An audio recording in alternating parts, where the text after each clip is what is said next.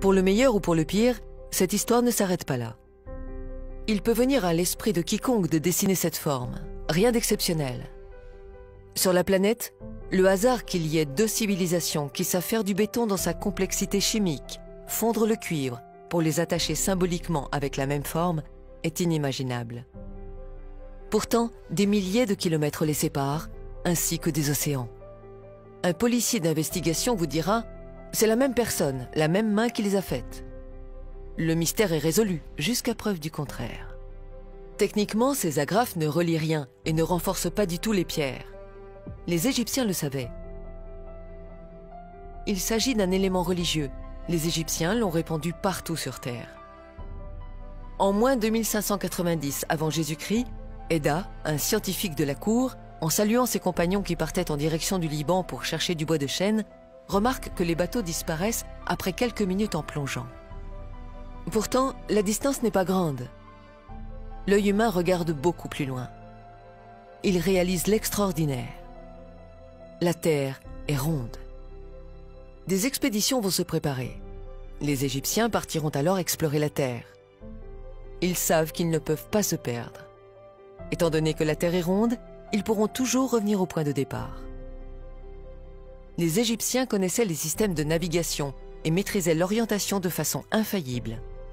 Ils avaient des outils de mesure universelle des distances et du temps, le chronomètre. Les bateaux étaient rapides et performants. Ils étaient équipés pour partir à la découverte du monde. À l'époque d'Hérodote, le tour de l'Afrique en bateau était devenu une promenade touristique. Lorsqu'il eut fait cesser de creuser le canal qui devait conduire les eaux du Nil au golfe Arabique, Nikos fit partir des Phéniciens sur des vaisseaux, avec ordre d'entrer à leur retour par les colonnes d'Hercule dans la mer septentrionale et de revenir de cette manière en Égypte.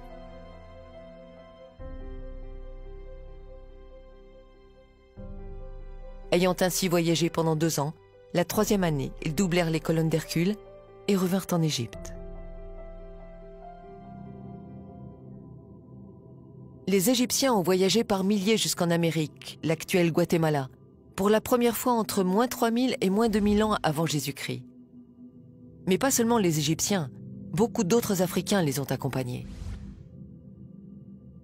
Imaginez, vous êtes Maya et vous voulez construire un édifice pour commémorer les morts ou les dieux. Vous observez et vous copiez la nature. Vous faites des tombes en cercle, en carré, de toutes sortes de formes. La dernière forme qui vous vient à l'esprit est celle d'une pyramide, et encore moins avec des tunnels creusés dessous comme en Égypte. Des analyses récentes des momies égyptiennes ont révélé des traces de cocaïne. La cocaïne pousse uniquement en Amérique. De plus, il faut les imaginer observer et mesurer les équinoxes et les solstices pour aligner les pyramides. Le calendrier égyptien commençait le 14 juillet, plus 5 jours de fête. Celui des Mayas commençait également le 14 juillet, plus 5 jours de fête. Puis, trouvez la formule chimique pour fabriquer du béton. En comparant les constructions d'Amérique et celles d'Égypte, la ressemblance est frappante, comme 2 gouttes d'eau. Des preuves plus solides? Et si on mesurait les pyramides d'Amérique centrale?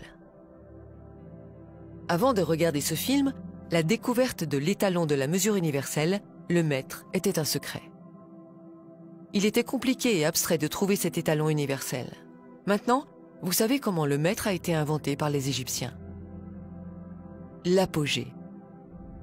Les Égyptiens arrivés, ici, à l'autre bout du monde, vont construire une pyramide avec le mètre et le pi. La base de la pyramide du Soleil mesure 220 mètres. Convertie en unités de pouces, de pieds ou de yards, cela devient inconfortable pour les ouvriers. En mètres, les chiffres sont entiers. La diagonale de la pyramide est pi, en mètres. La base de la pyramide, 220 mètres, divisé par la hauteur, soit 70 mètres. Le résultat est pi, 3,1428. Comparé avec le pi de Khéops, 3,1429, l'erreur est de 0,0001%. La disposition des autres pyramides est aussi un nombre entier en mètres. La géométrie de la pyramide de Tikal est exactement celle de Khéops. En 1983, l'archéologue Gart Norman découvre que la coudée royale égyptienne est utilisé par les bâtisseurs dans les constructions de l'Amérique centrale.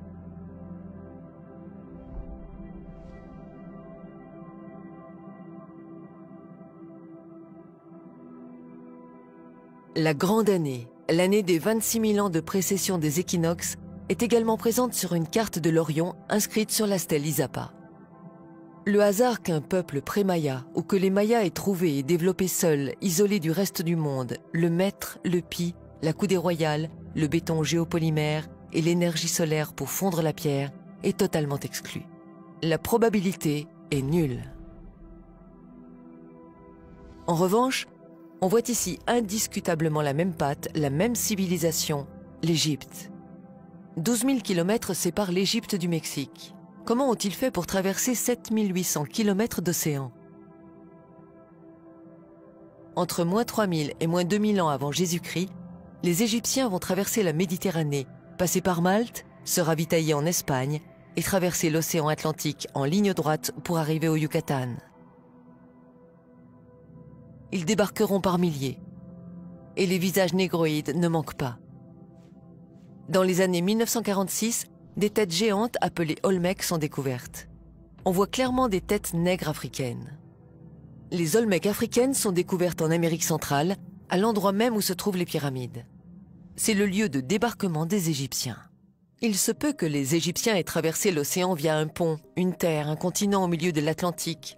Quand Platon désigne l'Atlantide, après les colonnes d'Hercule, c'est-à-dire le détroit de Gibraltar, il est fort probable qu'il ait raison. Cette grande étendue qui affleure serait la dorsale de l'Atlantique. L'Atlantide serait les Açores. Suite à un tremblement de terre sans précédent, cette partie de la dorsale se serait affaissée. C'est ce cataclysme que Platon appelle écroulement de l'Atlantide qui a coupé les Égypto-Africains en deux.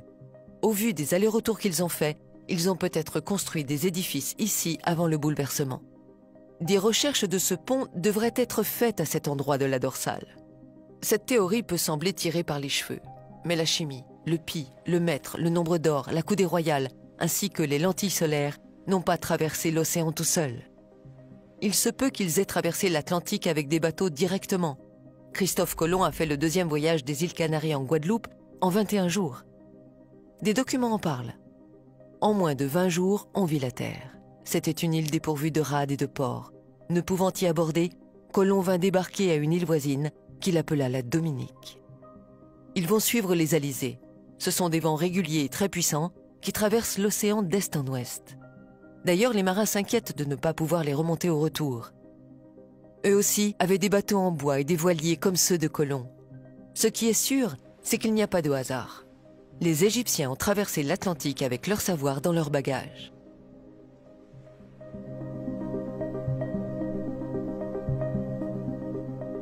Hé, Max! Tu te souviens comment on a commencé? Tu m'étonnes. On a mis des années. Pendant 1 an, dans le grenier de la maison, on s'est construit une pirogue.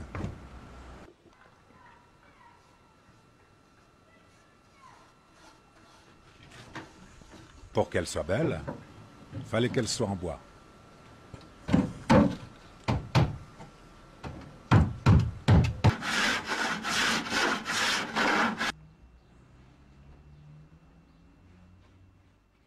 Et voilà le travail.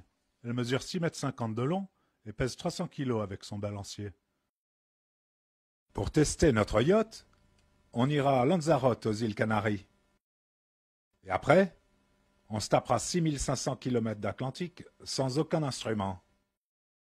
On visera l'île de la Désirade à la Guadeloupe. C'est une île minuscule, elle ne fait que 10 km de long. Les étoiles, ça fait très longtemps qu'on les regarde.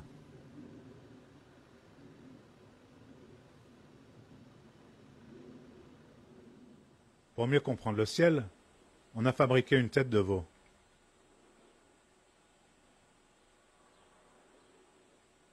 Normalement, c'est ça le ciel qu'on verra, si on est à la bonne latitude.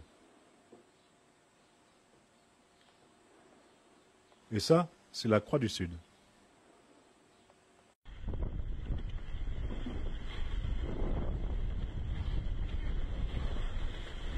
Lanzarote, nous voilà enfin aux Canaries.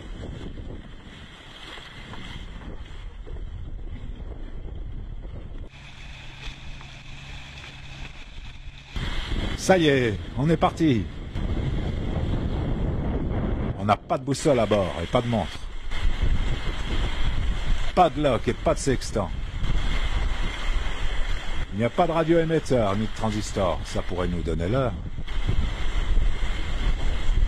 On n'a aucune carte et pas un bouquin, même pas un guide des étoiles. Et notre réchaud, on l'a laissé aux Canaries. On mangera froid.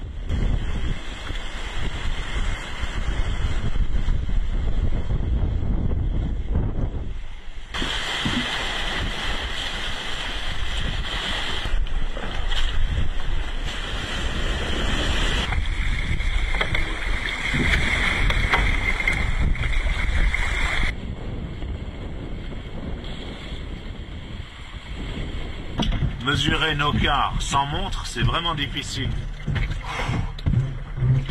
Je suis crevé.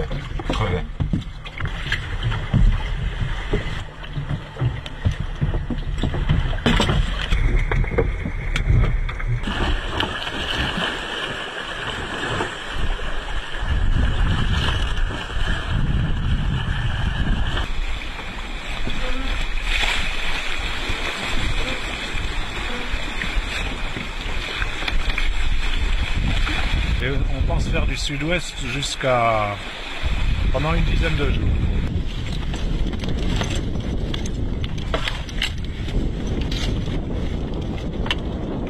Il y a une barre de nuages qui est venue, peu à peu, on n'a plus vu d'étoiles, aucune étoile sur 360 degrés. Elles ont toutes disparu. Le vent a forci et on s'est arrêté. On ne sait plus du tout où on est. On ne va pas aller nulle part. On est stoppé. On attend. On attend. Ça, se bat.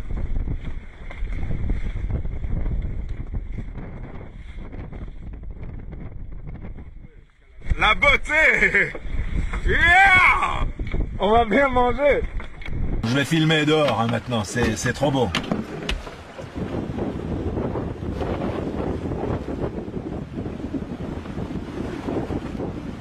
On s'amuse bien nous deux en pleine mer. C'est le pied.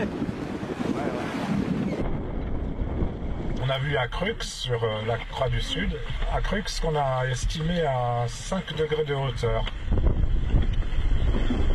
La Croix du Sud fait 6 degrés de hauteur. Et bon, au pif, c'était à 5 degrés de hauteur. Donc on en déduit qu'on est à peu près à 22 degrés de latitude. Et 22 degrés de latitude, c'est les tropiques, puisque le tropique, c'est à 23-27 minutes.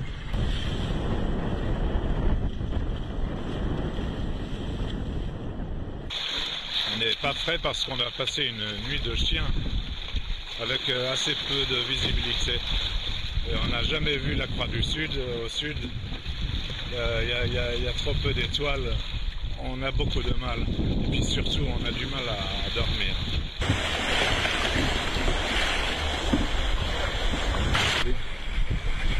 Oh oui. Ces dauphins sont la bienvenue parce que on le prend toujours comme un bon signe.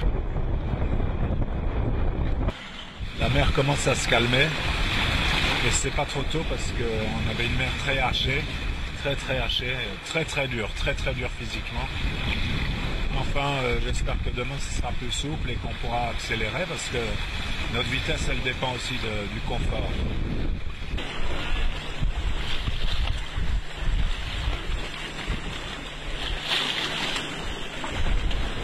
Et on est content. On est content parce que on vient d'attaquer la deuxième partie du parcours. Voilà, ça fait 7 jours. Et il commence à faire bon. Hein, grand? Ah ouais. C'est la deuxième journée, on peut se foutre en short. C'est top. Super. On n'avance pas parce qu'on met pas de toile. On avance à 4-5 nœuds au lieu de filer à 8 nœuds. Parce que dès qu'on est à 8 nœuds, on craque nerveux. On craque nerveux. Là, c'est vraiment dur. On ne sait pas quand on arrive. On n'ose plus mettre de toile.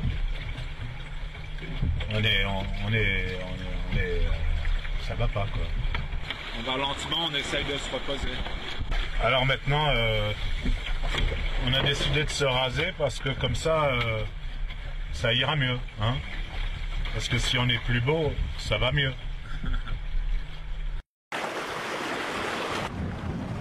Ah, on est en train de disjoncter totalement. Là maintenant, il y a intérêt à aller boire un coup avec nos potes au bistrot et sans prendre de risques comme ça. On est complètement cinglés. Complètement cinglés.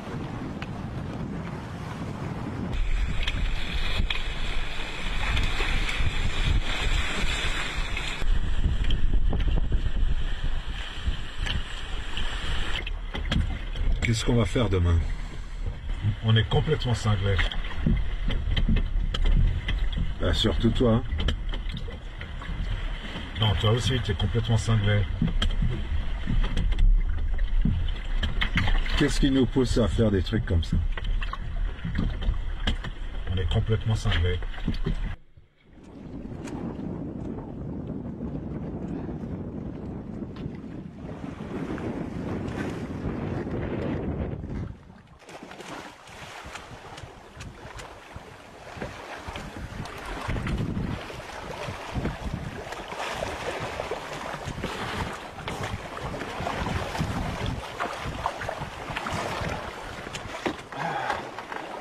Ça fait du bien.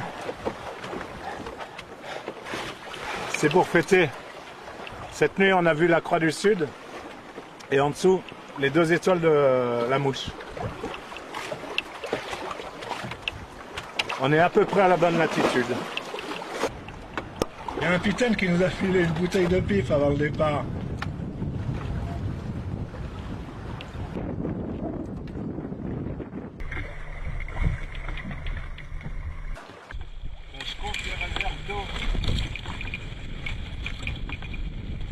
Il fait tellement chaud, il faut se méfier de notre consommation d'eau. Alors on recompte pour voir si on ne dépasse pas le quota. Un oiseau différent. Qu'est-ce que ça peut vouloir dire? Est-ce que c'est encore un de ces oiseaux de mer? Je le dis tout net, il est grand temps, mais vraiment grand temps, que cette histoire de fou s'arrête très très vite.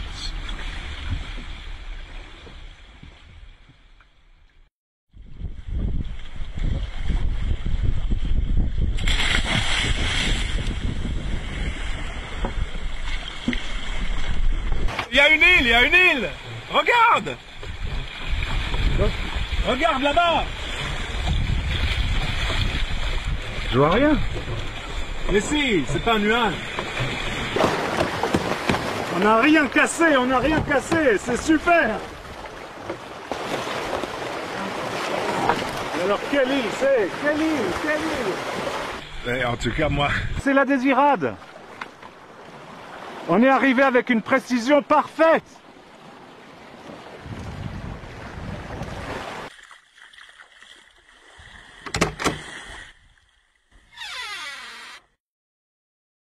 Hé Max, qu'est-ce qu'il disait Edgar Poe? Il disait « Ceux qui rêvent le jour auront toujours un avantage sur ceux qui ne rêvent que la nuit ». Ce peuple mystérieux qu'on appelle Olmec sont des Afro-Égyptiens. Les têtes d'Olmec sont également faites en béton. Ce qui m'a le plus étonné, c'est le type éthiopien qu'elle représente. J'ai pensé qu'il y avait eu sans doute des Noirs dans ce pays, et cela aux premiers âges du monde. Une fois installés, ils vont développer une écriture semblable en fond et en forme aux hiéroglyphes égyptiens. Loin de l'Afrique, les Égyptiens vont inventer une nouvelle écriture, mais dans le même esprit que les hiéroglyphes. Ils continueront à développer leurs croyances et leurs savoirs grâce aux souvenirs de leurs lointains ancêtres. Sur la stèle 5 d'Izapa, l'arbre de la vie, on voit les 3 pyramides de Gizeh avec les temples devant, les vagues symbolisant le voyage jusqu'en Amérique et les racines de l'arbre, leur descendance. Et enfin, la grande vague apocalyptique. Voici des détails des stèles E et D de Quirigua. Les deux figures ont la même posture, tenant le sceptre, et tous les trois portent le même type de barbe que celle de Toutankhamon. Les Amérindiens n'avaient pas de barbe, sans parler des nez cassés. Côté architecture, en Amérique comme en Égypte, les ouvriers vont appliquer la même méthode de construction que les pyramides et les temples. Toute la vie sera organisée autour. Le calcaire sera brûlé pour faire de la chaux et du mortier. Avec ce mortier, ils construiront toutes les pyramides d'Amérique centrale. Des centaines de pyramides et de temples seront construits au Guatemala, dans le Yucatan et au sud du Mexique. Tous ont été construits par les Afro-Égyptiens en béton fait de cendres volcaniques mélangées à la chaux. Ils seront tous alignés avec Sirius, les étoiles de la constellation d'Orion. Plus tard, ils se déplaceront à Teotihuacan et Tula. Ici, ça ne serait pas des blocs entiers en béton comme en Égypte, mais de la pierre naturelle volcanique reliée avec du béton. La méthode de construction est la même que pour la pyramide de Khéops, via des couloirs. Bien entendu, la cité de Tula et Teotihuacan seront construites avec le mètre égyptien comme mesure. Les Égyptiens vont aligner la cité de Teotihuacan avec... Maintenant, vous le savez. La cité sera alignée à 14 degrés 7, non avec le nord, mais avec le sud-ouest, avec Bételgeuse, Al-Nilam et Rigel, passant par l'axe de l'hémisphère le 20 novembre à minuit 00, autour de moins 2200 ans avant Jésus-Christ. Cet alignement s'observe durant ces années-là, à plus ou moins 50 ans près, ce qui nous indique la date de la construction de la cité de Teotihuacan. Ici, ils feront demi-tour. Ces édifices n'ont pas été bâtis par les Mayas. Des siècles plus tard, les Mayas et les Incas ont aménagé leur vie sur ces cités à la suite du départ des Africains. La légende expliquant que c'étaient les dieux qui étaient descendus pour construire ces temples a perduré. La cohabitation semblait impossible entre ces deux civilisations très décalées technologiquement. Suite à des guerres avec les autochtones moins développés qu'eux, les Afro-Égyptiens, ou comme on peut les appeler maintenant les Améro-Égypto-Africains, vont migrer peu à peu vers les côtes du Pacifique Sud et vont abandonner ces lieux que les locaux vont s'approprier. Ils s'installeront dans des endroits reculés et sur les hauteurs, peut-être pour avoir la paix.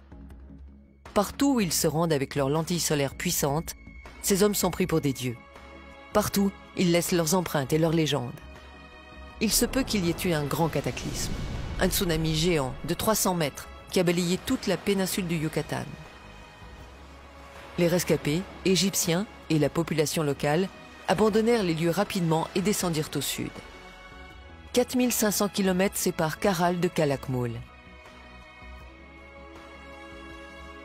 Là encore, il y a des pyramides, alignées avec Sirius, et le site est construit avec le maître.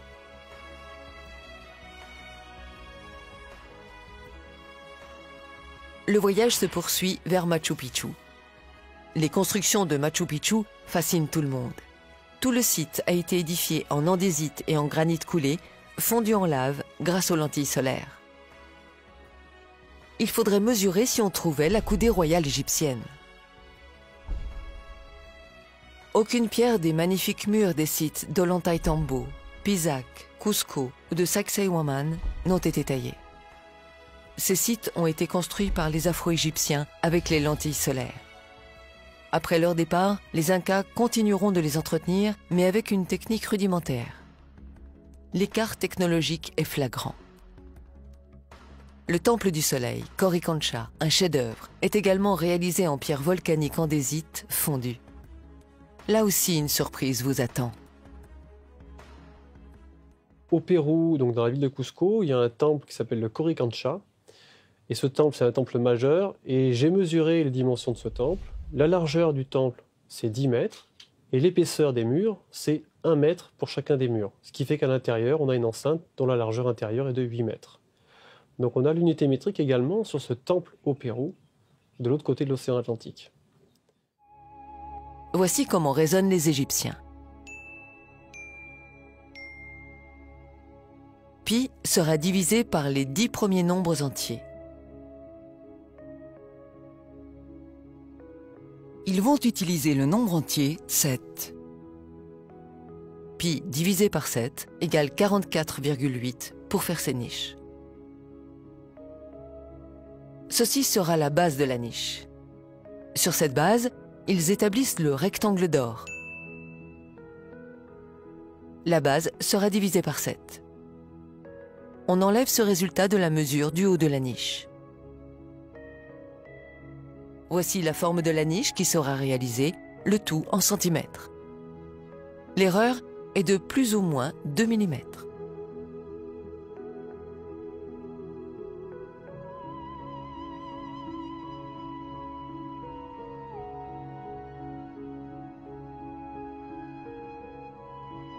Franchement, au vu de cette géométrie appliquée, pensez-vous toujours que ces bâtisseurs sont les Incas?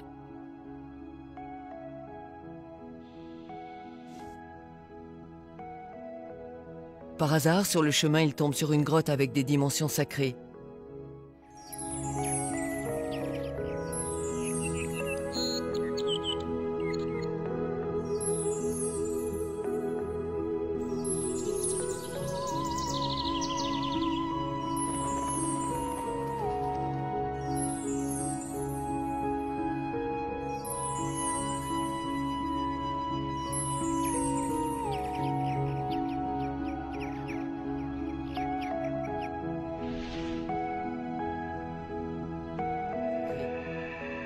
Ils construiront une seule porte, le passé.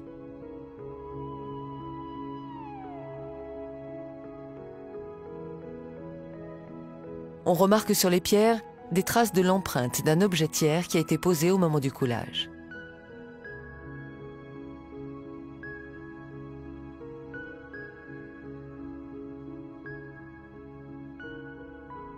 Le rayon concentré brûle parfois les pierres suite à une erreur de manipulation de la lentille.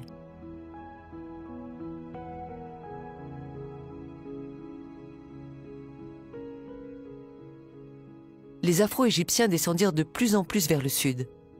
Leur migration se poursuit vers la région de Titicaca. La même technique a été utilisée à Tiwanaku, les portes du soleil et le temple de Kalasasaya. De l'andésite fondu en lave puis versé dans des moules. La théorie soutenue par certains chercheurs expliquant que les pierres ont été fondues puis vitrifiées par un plasma solaire est fausse, puisque les alentours n'ont pas été touchés.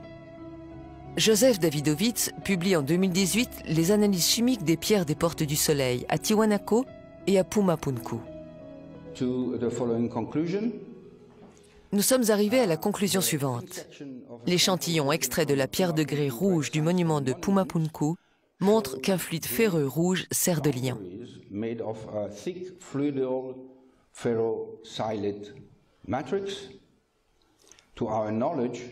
À notre connaissance, cet élément chimique est inhabituel dans les grès formés géologiquement. Ce cas est unique et conforte l'idée de grès artificiel réalisé comme du béton géopolymère. Nous avons ici des blocs de béton vieux de 1400 ans.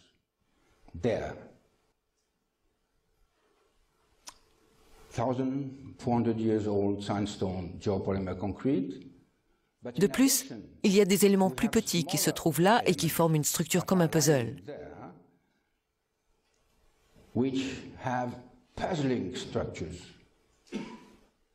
Ils sont faits en pierre andésite volcanique.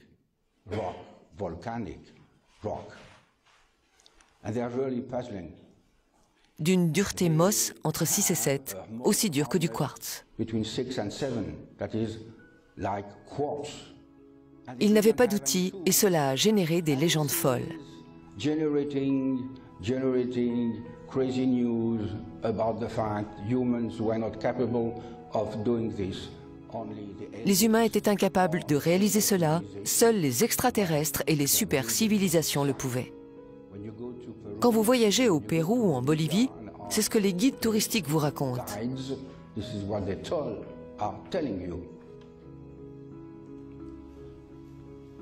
Comment a-t-on obtenu sans outils des coupures aussi parfaites sur un matériau aussi dur?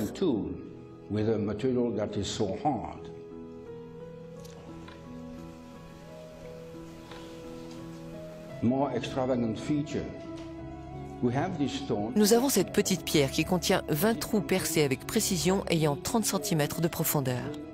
With precision, 30 cm deep inside the hard stone. There exists no Il n'existe aucun instrument capable de faire cela. capable of doing this. Our scientific investigation Notre investigation scientifique est réalisée sur un échantillon fin, scanné avec un microscope électron, and for scanning electron microscopy, we were surprised to find et nous sommes surpris de trouver des éléments comme ceci. these ones.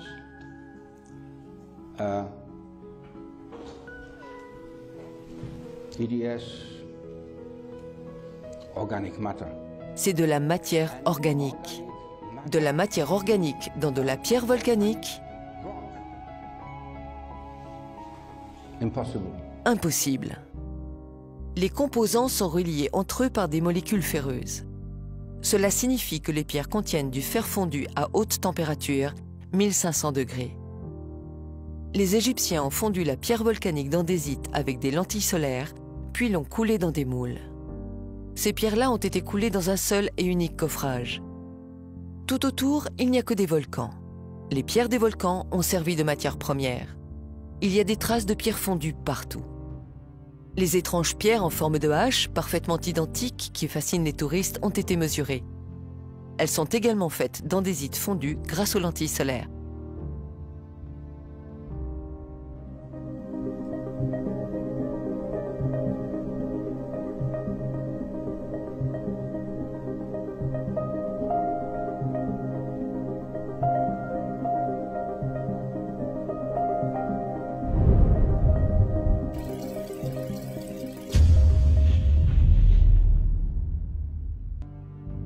Les pierres de Pumapunku mesurent précisément 1 mètre et 0,0 mm.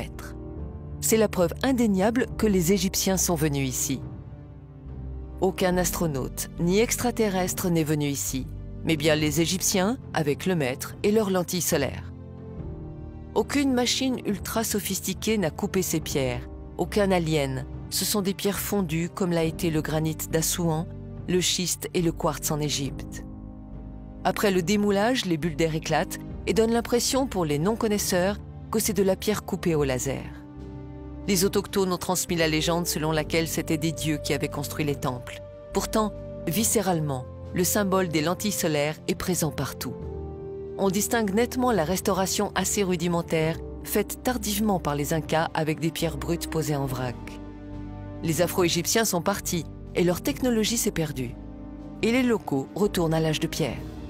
Il y a un site, ou plutôt un chantier extraordinaire, nommé Fort de Samaipata en Bolivie.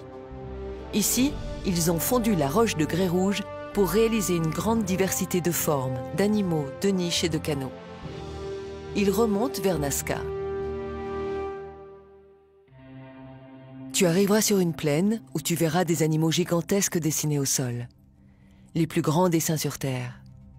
C'est à cet endroit que se trouvera le chemin pour traverser la grande étendue d'eau. Là-bas, tu suis les 2 lignes parallèles. À l'époque, le niveau des océans était environ 100 à 150 mètres plus bas qu'aujourd'hui. Des centaines d'îles surgissent au passage. Voici le paysage tel qu'il était il y a quelques milliers d'années. Les Afro-Égyptiens ne devaient être guère plus qu'1 ou 2 milliers. Ils vont prendre la décision de quitter la Terre pour aller vers ces îles. Depuis la côte de Nazca, ils ont traversé 80 à 100 km et atteint la première île. Ensuite, ils ont voyagé d'île en île pour arriver à l'île de Pâques.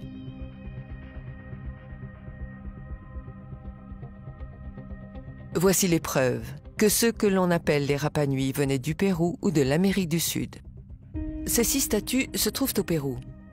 Leur ressemblance avec les Moai de l'île de Pâques est stupéfiante. Ces statues sont identiques par leur conception, pourtant des milliers de kilomètres les séparent. Au temple de Kalasasaya, on trouve une statue anthropomorphe rappelant un Moai de l'île de Pâques. L'Australien Alan Carroll, en se basant sur une bonne connaissance des langues incas, a décrypté les tablettes Rongo-Rongo. En 1892, il publiera au journal Polynesian Society la traduction d'une tablette en expliquant la méthode. Il arrivera à la conclusion que les scribes qui ont écrit ces tablettes venaient d'Amérique du Sud. Il s'agit en résumé d'un récit de guerre et de disputes entre les clans. Catherine Routledge organisera une expédition à l'île de Pâques et déterrera 2 statues Moai. Mais on ne sait pas ce qu'elle a découvert réellement.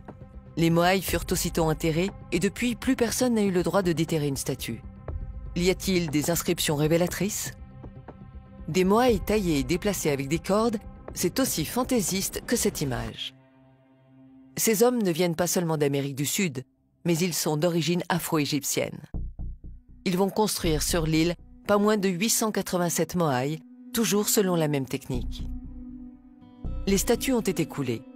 Aucun Moai n'a été taillé ou déplacé. Le sel de l'océan, fondu à 600 degrés, aurait été mélangé avec les cendres des volcans et ajouté à du silicate de soude pour fabriquer les Moai avec la pâte obtenue.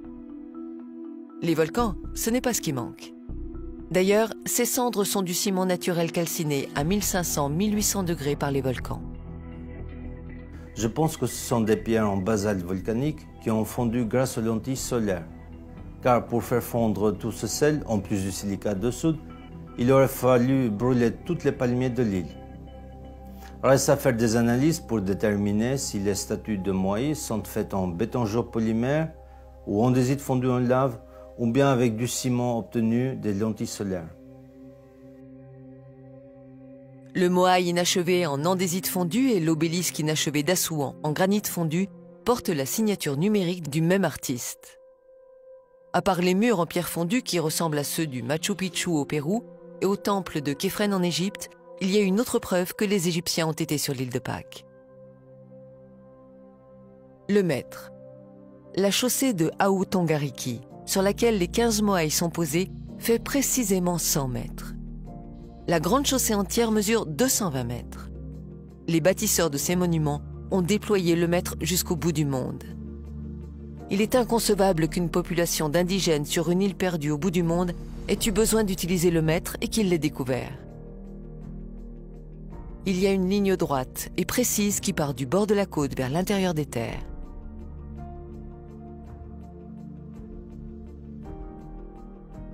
Cette ligne fait pi 3,14 km. Gert Norman trouve la coudée babylonienne sur une sculpture Moai. Peut-être trouvera-t-on aussi la coudée royale en prenant d'autres mesures.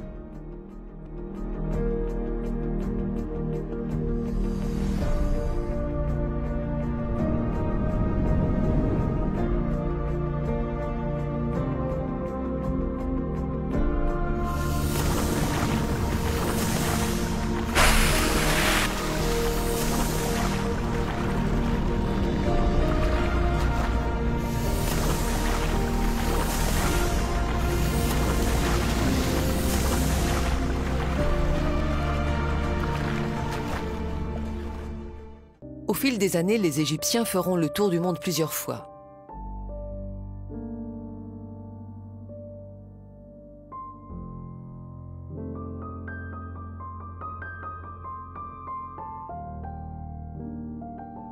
Parfois, des accidents surviennent.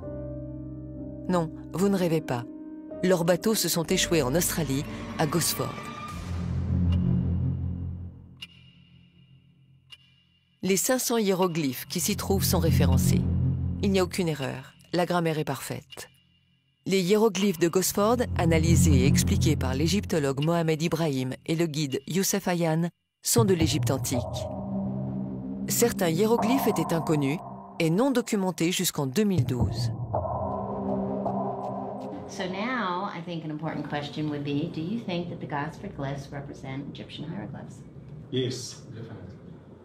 From the first sight, from the first look, I feel it.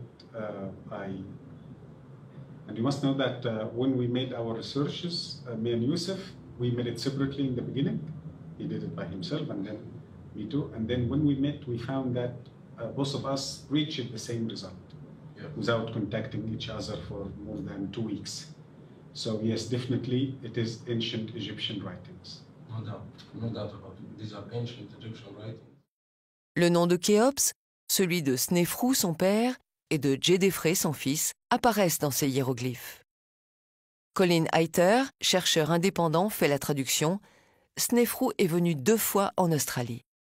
Been protected, the ruler of Egypt, still alive, dead but still is, Khufu, her father Sneferu, child of Ra. So he too was a child of God, child of Ra, ruler of Egypt. Importantly here we've got round that Sneferu, a child of Ra, came around to this place 2 times, as in the Westcar Papyrus, of course, telling the same thing. Sneferu came to Australia 2 times. Over here, now continuing the royal lineage on, this is Ratosis, or the Hellenic name for Djedefre. He was the next ruler, so this is showing the royal line. Ce cartouche de Djedefre, écrit précisément de cette manière, on ne le voit nulle part dans le monde, seulement à 2 endroits. Ici à Gosford et à Gizeh, dans le fossé du bateau de Khéops. Il est découvert pour la première fois en 1956. Cet autre hiéroglyphe existe également à 2 endroits sur Terre, Gosford et Assouan. Hayter fait également le lien avec le fameux papyrus de Westcar, les magiciens à la cour du roi Khéops. G'day Australia, hello world, I'm Cole. Welcome to this magnificent backdrop you see behind me, the Gosford Glyphs. The names in the Westcar Papyrus, Djedefre, Sneferu, Didi, Rastosis or Djedefre, Khufu and Sneferu, all these names written in the Westcar Papyrus. All these names here on the Gosford Glyphs. And when we put them both together, you'll find we have a perfect match. The 1, 2, 3, 4, 5, 6 names and an address in the Westcar Papyrus. Here they are at the Gosford Glyphs. C'est le récit du marin Nedj Sobed qui a survécu à un accident où 2 bateaux se sont retournés. Beaucoup de marins de l'équipage y ont perdu la vie. Mais quel est le communiqué officiel des égyptologues? Ces hiéroglyphes datent-ils de l'époque de l'Égypte ancienne ou du XXe siècle? Un excellent connaisseur des hiéroglyphes égyptiens s'est-il amusé en Australie à inventer une histoire? Sont-elles authentiques ou sont-elles fausses? Aucun communiqué officiel n'est fait sur ce sujet, ni pour l'approuver, ni pour le rejeter.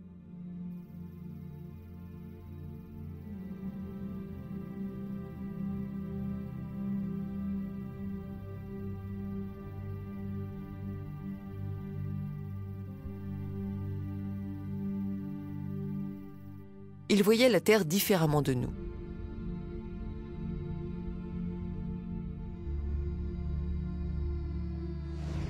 Dans ce dessin de la première dynastie Nagada, une carte de la Terre est représentée. Son exploration était bien avancée.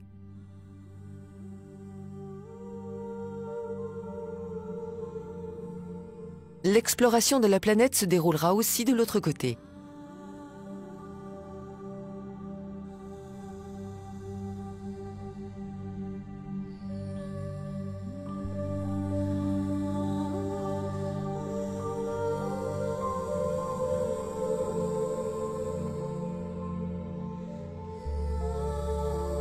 Pour le temple de Kaila Sanata et les caves d'Ellora, les roches ont été découpées avec des lentilles solaires. Le temple est réalisé en moule d'argile et rempli avec le même basalte en lave. Le reste du basalte est passé dans la cave suivante.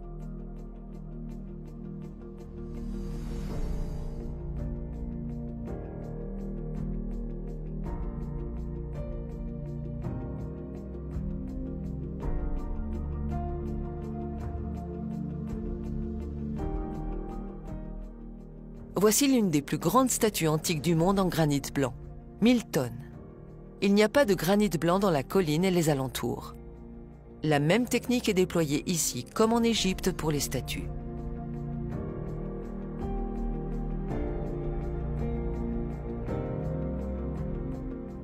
L'extraordinaire Sigiriya.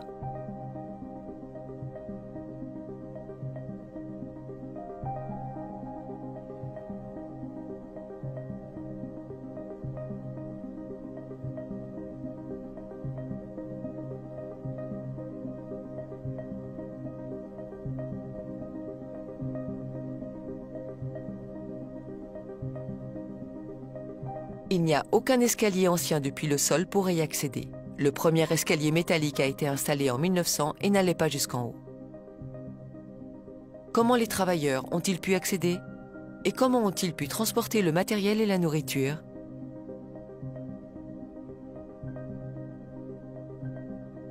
Comment ont été faites ces entailles sur la paroi de la falaise en granit?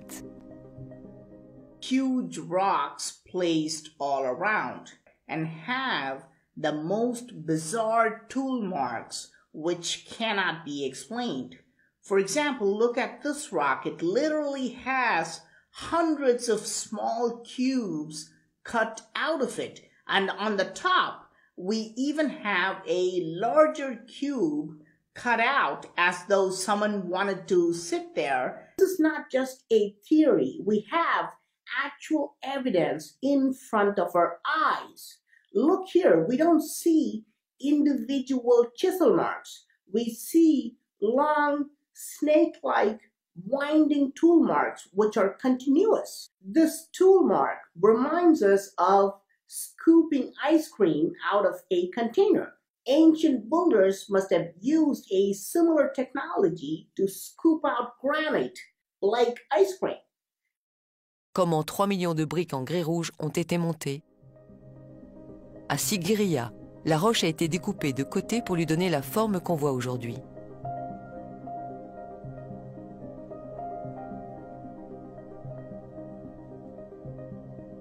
En haut du rocher, il y avait une pyramide à degrés construite avec des briques en grès rouge. Une piscine en granit est réalisée, avec un trône pour contempler le paysage unique.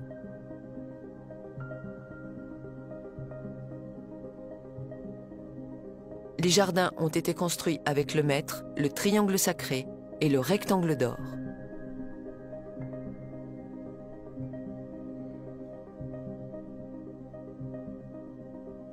Le site entier est orienté de la même manière qu'à Tikal.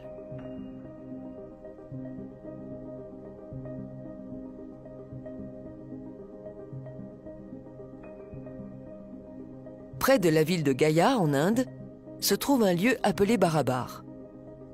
Les Égyptiens vont construire ici les incroyables grottes de granit. Voici comment les fameuses grottes de Barabar ont été réalisées.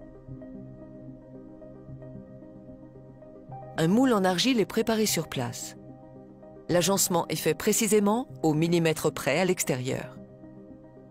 Une fois le moulage achevé, il coule le granit en lave avec les lentilles solaires disposées au-dessus. Le granit se refroidit et durcit.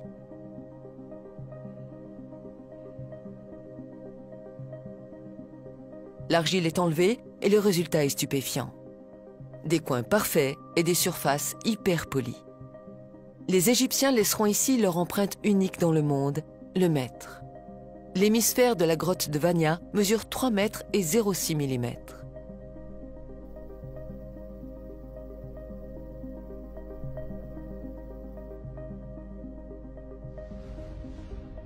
Les temples d'Angkor Wat sont construits avec le mètre et alignés avec l'équinoxe.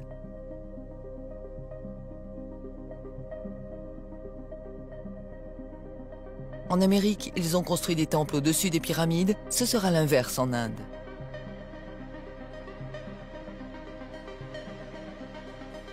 Pour que l'éblouissement soit complet, à 360 degrés, voici la pyramide de Suku qui se trouve au sud de l'Indonésie. Sa géométrie est la même que celle de Khéops et de Tikal.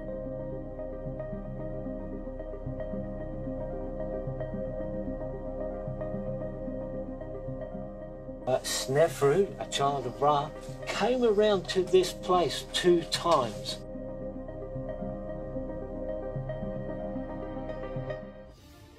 Imaginez que l'on trouve une tour Eiffel en Australie qui date de la même époque que Gustave Eiffel. Selon les documents, Gustave Eiffel n'a jamais voyagé en Australie. Au cas où on ne trouve aucun indice, il est légitime d'en attribuer la paternité à Gustave Eiffel et de l'appeler la tour Eiffel d'Australie. Jusqu'à preuve du contraire. Appelons alors les grottes de Barabar les grottes égyptiennes. Appelons alors ces prouesses des prouesses égyptiennes. Les prouesses des Afro-Égyptiens paraissent incroyables. Il paraît insensé qu'ils aient pu réaliser tout cela à travers le monde, qu'ils aient pu voyager ainsi.